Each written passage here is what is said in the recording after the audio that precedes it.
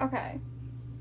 We need to take a second and talk about how smooth and shiny my hair is today. And I'm going to explain to you guys why. So I recently switched my hair routine and I just switched to, I want to show you guys this amazing Blowout Serum that I've been using.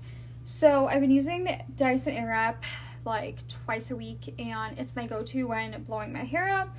So I did a different blowout today and I actually gave it like a really silky, smooth vibe. And I used the serum before I blew it out because my hair is like usually slightly damp when I go to blow it out, and I'm not even kidding, it made such a big difference on my hair. My hair's been really dry lately, especially when I put it up in the clips when I roll it up after I use the air wrap. You guys can just, when I put it up in the clips, it just tends